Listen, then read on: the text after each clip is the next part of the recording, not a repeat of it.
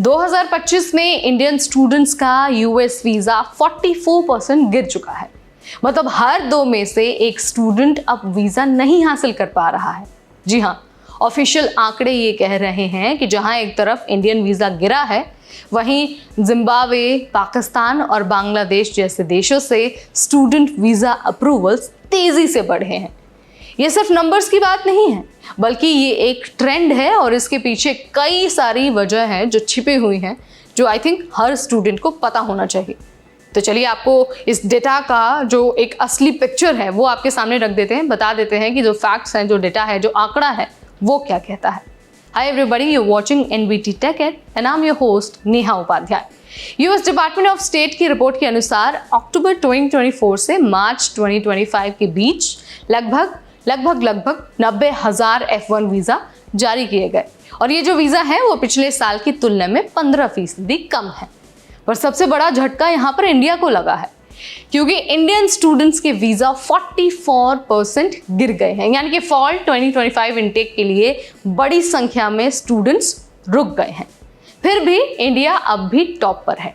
India को मिले हैं 14,700 वीज़ा, चीन को मिले हैं 11,000 वीज़ा, वियतनाम तेज़ी से उभरा है और अब तीसरे नंबर पर आ गया है।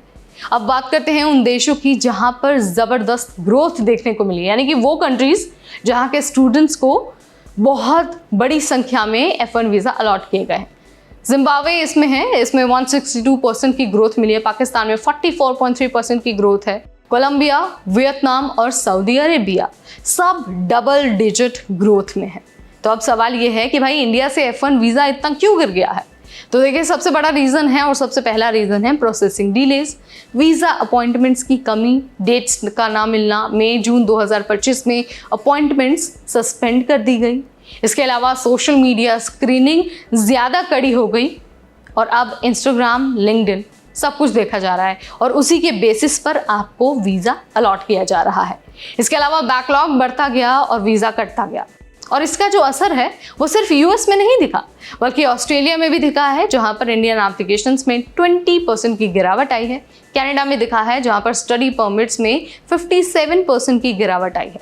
मतलब इंडियन स्टूडेंट्स ग्लोबल लेवल पर रुक गए हैं, शायद अनसर्टेनिटी या फिर सिस्टम के फेलियर की वजह से।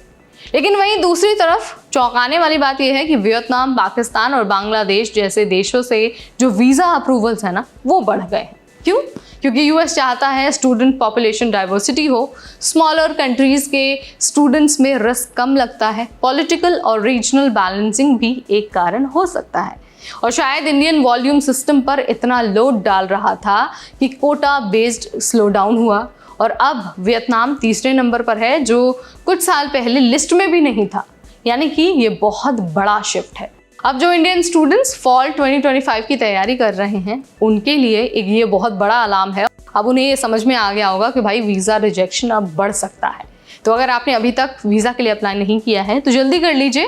प्रोफाइल आपको अपना क्लीन रखना है, सोशल मीडिया, फाइनेंसेस, डॉक्यूमेंट्स सब कुछ आपको क्लियर रखना है, तैयार रखना है। बैकअप प्लान आपको रेडी रखना है, जैसे यूके, जर्मनी, सिंगापुर। इसके अलावा आपको जो अपॉइंटमेंट की बुकिंग है ना और जो इंटरव्यू की स्ट्रैटेजी है, उस पर बहुत काम करने की ज़रूरत है, क्योंकि कंपटीशन बहुत तगड़ा है। F1 वीज़ा अब सिर्फ एकेडमिक का मामला नहीं है, बल्कि ये एक इमिग्रेशन स्टेटस बन चुका है, इमिग्रेशन स्ट्रैटेजी बन चुका है। तो आप इस बारे में क्या सोचते हैं? आपका क्या विचार है? Let me know in the comment section. इस वीडियो में फिलहाल इतना ही। तब तक मुझे यानी नेहा को दीजिए इजाज़त। Keep watching NBT TechEd।